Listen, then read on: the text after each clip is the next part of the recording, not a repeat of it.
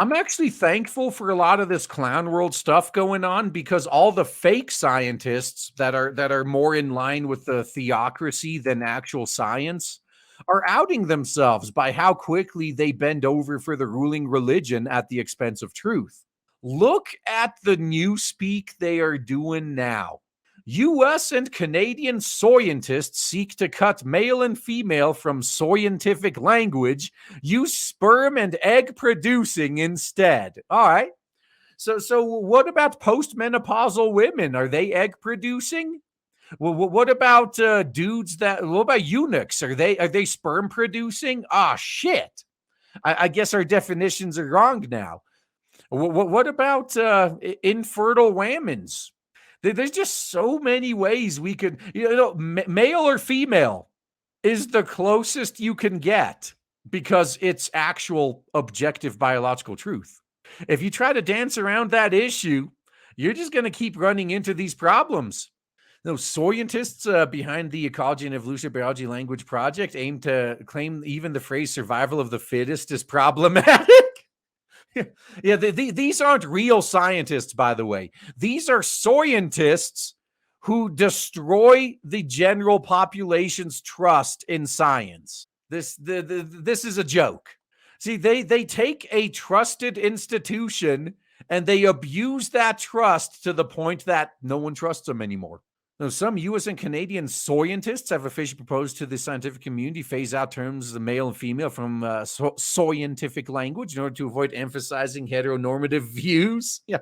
So you know what? We're supposed to be about the pursuit of truth, right? So we need to remove all these things that reinforce truth. Rather, these self-proclaimed experts have claimed terms such as sperm producing or egg producing can be used as they're more inclusive. Yeah, not inclusive of eunuchs or post-wall or post-menopausal or infertile women, though. And you know what? There are more women that are infertile than there are transformers. So this is less inclusive than the previous term. They also recommend the moniker XY or XX individual as a sufficient alternative. So basically, male or female individual? XY is male, XX is female. Okay, you're literally just using the same words. Congratulations. In addition, the scientists with the eye towards exclusivity, not inclusivity, they're trying to exclude the truth, have claimed that terms like man, woman, father, mother are problematic, as well as terms like primitive, advanced, and non-native. So anything that can't be manipulated emotionally is problematic. Objective truth is not allowed. The new scientific language guidelines comes from the Ecology and Evolutionary Biology Language Project, which airs through an outlet, The Telegraph, disguised as an initiative founded by collaboration of scientists in the U.S. and Canada, who claim some terminology is not inclusive and could be harmful. So you know what I read when I see this? A collaboration of losers in the U.S. and Canada who can't do important scientific work yet still want to be recognized for something. So this is what they do. Conceived this month's edition of the Trends in Ecology and Evolution Scientific Journal, the project is shaping up to be a repository of problematic words that have been identified by scientists as harmful and suggests alternatives.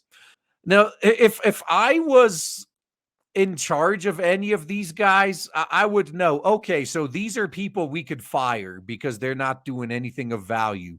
You know what? You should be researching how to bring mammoths back from the dead or something, and you're busy being offended at words. Okay. Yeah, I guess, more money to you would just be flushing it down the toilet. Again, the most remarkable guidance provided by the project was the phasing out of the terms male and female. According to the project's scientists, the terms are used to reinforce societally imposed ideas of a sex binary. Oh, you mean biologically imposed ideas of a sex binary? Yeah. But my truth is more important than the truth. So instead, they recommend using terms sperm producing, egg producing, or XX or XYXX individual. So male or female.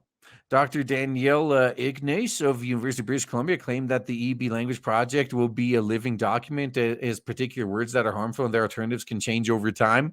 It's not that they can change. They do always change or to keep the grift going. Now, if you're a real scientist, This is the part where you just say, you know what? I'm not playing this. I'm going to use all these words they don't like just to trigger them.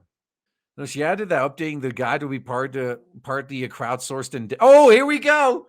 Hey guys, what do you think we control them into banning next? Oh man. No, people can submit their suggestions online and have their voices heard. They can also get more involved as an individual and institution at the community level. Hope is there's grassroots effort that brings people together. Okay, well, so look at it this way. What if the vast majority of people say this isn't offensive and it should stay? Oh, they don't count. Other terminology the guide will seek to phase out include cornerstone concepts like survival of the fittest. Yeah, so is it any wonder that these weak ass bitches don't like the concept of survival of the fittest? Look, if we still allowed natural selection to happen in our society, they wouldn't be here right now. Now, the Telegraph wrote these scientists advise it should no longer be used because it discriminates against people with disabilities. It discriminates against those who were naturally selected out. The University of British Columbia doctoral candidate Haley Branch noted how the Darwinian concept isn't inclusive enough, saying the definition is about reproductive output, which doesn't take into account individuals that don't produce offspring. No, it does. It really does. It's just a catch-all term that takes into account everything. Yeah, it's entirely possible that you could have an Ubermensch. You could have an individual that's the strongest of any other person, the smartest of any other person, yet is completely infertile. It all plays in. Real scientists know this. So there are many other words in the EEB language project already flagged as well, including invasive as in invasive species. Well, isn't it funny how this invasive species doesn't like that term? The project's scientists claim the term is xenophobic, anti-immigrant, and militaristic, and suggesting the newly arrived are a nuisance species instead. Oh, so calling them a nuisance is so much better. Others flagged words include alien and double blind, as in double blind studies. Who's offended by that now? University of Kent indoctrination expert Professor Frank Furetti trashed the project. Oh, finally, some voice of reason in this article, stating, I think that when you characterize terms like male, female, mother, father as harmful, you are abandoning science for ideological advocacy.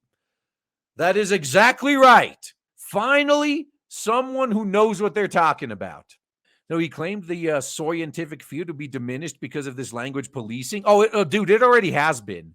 The trust that most normies had in the science is abysmally low now. In no small part thanks to BS like this.